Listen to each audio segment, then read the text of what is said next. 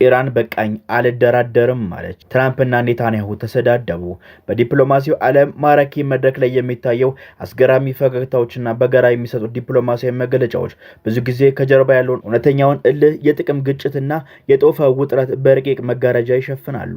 እነዚህ አይነተኛ ማሳያ የሆነውና በመካከለኛው ምስራቅ የፖለቲካ ትኩሳት ላይ ሌላ የድንጋጤ ማዕበል የፈጠረው ክስተት ሰኞ ዕለት በአሜሪካው ፕሬዝዳንት ዶናልድ ትራምፕና በእስራኤሉ ጠቅላይ ሚኒስትር ቤንጃሚን ኔታንያሁ መካከል የተደረገው አስቸኳይና እጅግ አስገራሚ የስልክ ውይይት ነው። እስራኤል በሊባኖስ ላይ የጀመረችውን ወታደራዊ እርምጃ አፋብማ የሊባኖስ መዲና ቤይሩትን ለመምታት መጠነ ሰፊ ጥቃት አቅዳ በነበረበት በዚያ ወሳኝ ሰዓት ሁለቱ መሪዎች በቁጣና በከባድ የስድብ ቃላት የታጀበ የጦፈ ፍጥጫ ውስጥ ገቡ። ለጉዳዩ ቅርብ የሆኑ ሁለት የአሜሪካ ባለስልጣናትና ሌላ ሶስተኛ ታማኝ ምንጭ ይፋ እንዳደረገው ፕሬዝዳንት ትራምፕ በስልክ ጥሪ ወቅት ምድሩን ሊያናውጥ የሚችል እጅግ የበረታ ቁጣ ውስጥ ነበሩ። ጠቅላይ ሚኒስትር ቤንያሚን ኔታንያሁን እብድ በማለት ያንገሸገሻቸውን ስድብ ያወረዱባቸው ትራምፕ እስራኤል በቤይሩት ላይ ልትፈጽም ያቀደችውን ያንን አስፈሪ ወታደራዊ እርምጃ ወዲያውን እንዲቆም በማዘዝ ሊባኖስ ላይ ሊሰነዘር የነበረውን ጥቃት በአስገዳጅ ሁኔታ አስቁመውታል። ይህ በስልክ መስመር ላይ የተቀጣጠለው ታላቅ ፍጥጫ በመከሰቱ ቀደም ብሎ የክልሉን የኃይል ሚዛን የሚፈትን ሌላ ክስተት ተከስቶ ነበረ።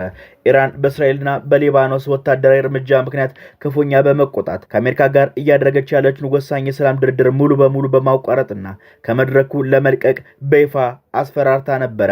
ያንንም በቃሏ ገልጻ ነበረ።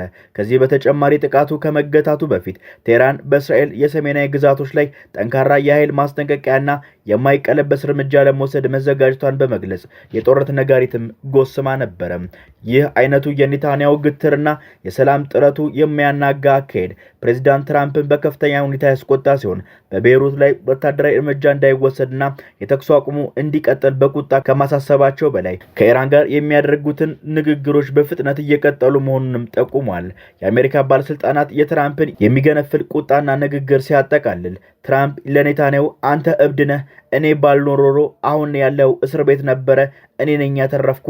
አሁን ግን በዚህ ድርጊት ምክንያት ሁሉም ሰው ይጠላሃል፣ በዚህ ምክንያት ሁሉም ሰው እስራኤልን እየጠላ ነው በማለት የቃላት ጅራፋቸውን እንዳሳረፉባቸው ገልጿል።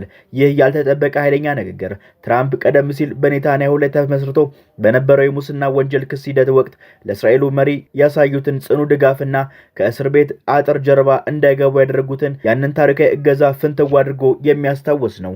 በፕሬዝዳንት ትራምፕ ጥብቅ ትዕዛዝና ቁጣ የታጀበው ይህ ውይይት እስራኤል በቤይሩት ላይ ልትፈጽም የቀደችውን መጠነ ሰፊ ጥቃት ለጊዜው እንድታዘገየውና እቅዷ እንዲስተጓጎል አድርጓል። የተፈጠረው እውነታን ተከትሎም የአንዳንድ የእስራኤል መገናኛ ብዙሃን ሀገሪቱ በሉዓላዊ ውሳኔዋ ላይ የአሜሪካን ጣልቃ ገብነት ማስተናገዷንና የዋሽንግተን ተጽዕኖ በከፍተኛ ሁኔታ በመንቀፍ የክህደት ስሜታቸውን እየገለጹ ይገኛሉ። የወታደራዊ ጥቃቱ ደመና ለጊዜውን በዲፕሎማሲያዊ ጫና ቢገታም ከጀርባ ያለው የሀያላኑ ፍጥጫ ግን የቀጣዩን የመካከለኛ ምስራቅ እጣ ፈንታ በውጥረት ውስጥ አግቶታል። በዲፕሎማሲው ዓለም መድረክ ላይ የሚታዩ ፈገግታዎችና የጋራ መገለጫዎች ሁልጊዜም ከጀርባ ያለውን እውነተኛ እልህንና ውጥረትን ያሸፍናሉ። ሰኞ ዕለት በአሜሪካው ፕሬዝዳንት ዶናልድ ትራምፕ እና በእስራኤሉ ጠቅላይ ሚኒስትር ቤንጃሚን ኔታንያሁ መካከል የተደረገው የስልክ ውይይትም የዚሁ አይነተኛ ማሳያ ነው። እስራኤል በሊባኖስ ላይ የጀመረችውን ወታደራዊ እርምጃ ማፋፋሟን ተከትሎ ሁለቱ መሪዎች በቁጣና በከባድ የስድብ ቃላት የታጀበ የጦፈ ፍጥጫ ውስጥ ገብተዋል። ለጉዳዩ ቅርብ የሆኑ ሁለት የአሜሪካ ባለስልጣናትና ሌላ ሶስተኛ ምንጭ ለሚዲያ እንደገለጹት ፕሬዝዳንት ትራምፕ በስልክ ጥሪ ወቅት እጅግ ተቆጥተው ነበረ። ኔታንያሁን እብድ በማለት የጠሩት ትራምፕ እስራኤል የሊባኖስ መዲና ቤይሩትን ለመምታት የነበራትን እቅድ ወዲያውኑ እንዲያቆም አድርገዋል። ይህ የስልክ መስመር ፍጥጫ ከመደረጉ ቀደም ብሎም ሰኞ ዕለት ኢራን በእስራኤል የሊባኖስ እርምጃ ምክንያት ከአሜሪካ ጋር እያደረገች ያለችውን የሰላም ድርድር በማቋረጥና በመልቀቅ አስፈራርታ የነበረ ሲሆን ይህ አይነቱ የኔታንያሁ አካሄድ ትራምፕን በከፍተኛ ሁኔታ አስቆጥቷል። አንድ የአሜሪካ ባለስልጣን የትራምፕን ቁጣና ንግግር ሲያጠቃልል ትራምፕ ለኔታንያሁ አንተ እብድ ነህ፣ እኔ ባልኖር ኖሮ አሁን ያለው እስር ቤት ነበረ፣ እኔ ነኝ ያተረፍኩ። አሁን ግን በዚህ ድርጊት ምክንያት ሁሉም ሰው ይጠላሃል፣ በዚህ ምክንያት ሁሉም ሰው እስራኤልን እየጠላ ነው እንዳሏቸው ገልጿል። ይህ ንግግራቸውም ትራምፕን በኔታንያሁ የሙስና ወንጀል ላይ ክስ ሂደቱ በእስራኤል መሪ ያሳዩትን ጠንካራ ድጋፍና ከስር እንዲወጡ ያደረጉትን እገዛ የሚያስታውስ ነው።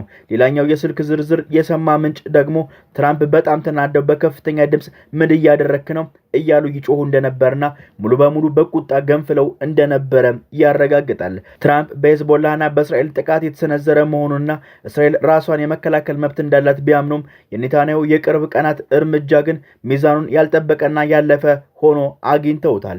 በተለይም እስራኤል በደቡባዊ ሊባኖስ የምድር ላይ ወታደራዊ ዘመቻዎችን እያስፋፋች ባለችበት በዚህ ወቅት አንዲት የሄዝቦላ አዛዥ ለመምታት ሙሉ ህንፃውን ማፍረሱንና በርካታ የሊባኖስ ንጹሃን ዜጎችን መግደሏን በትራምፕ ዘንድ ከፍተኛ ስጋትና ተቃውሞን ፈጥሯል። ከዚህ በተጨማሪ የትራምፕን ቁጣ የቀሰቀሰው ዋናው ምክንያት ግን አሜሪካና ኢራን በአሁኑ ወቅት በሊባኖስ ያለውን የውጊያ ሙሉ በሙሉ ለማቆም የሚያስገድድ ስምምነት የያዘ የጋራ ማስታወሻ ወይም ሜሞራንደም እየተደራደሩ በመሆናቸው የድርድር በኔታንያሁና በሊባኖስ ጥቃት ምክንያት ሊደናቀፍ መቃረቡ ነው።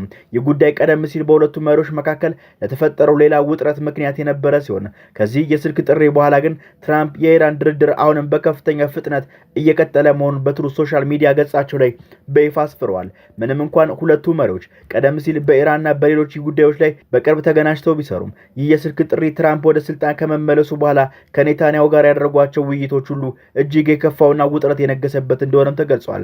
ከስልክ ጥሪው በኋላ የኔታንያሁ ቢሮ በይፋዊ መግለጫው ሄዝቦላ ጥቃቱን ካላቆመ ቤሩትን መምታታችንን እንቀጥላለን፣ በደቡባዊ ሊባኖስ ያለው ዘመቻዎችም አይቆምም፣ አቋማችን አልተቀየረም በማለት አቋማቸውን ለማሳየት ቢሞክሩም ከጀርባ ያለው እውነታ ግን የተለየ ነው። ሌላ የአሜሪካ ባለስልጣን እንደገለጸው ትራምፕ በስልኩ መስመር ላይ ኔታንያሁ ሙሉ በሙሉ አንበርክከውታል ወይም በኃይል ተጭነውታል።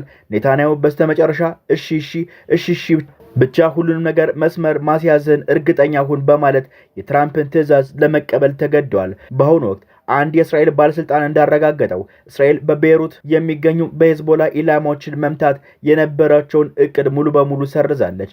የኔታንያሁ ቢሮ ግን ለዚህ ጉዳይ አስተያየት እንዲሰጥ ተጠይቆ ምላሽ ለመስጠት ፍቃደኛ ሳይሆን ቀርቷል። ኢራን አፈንግጣ ወጥታለች።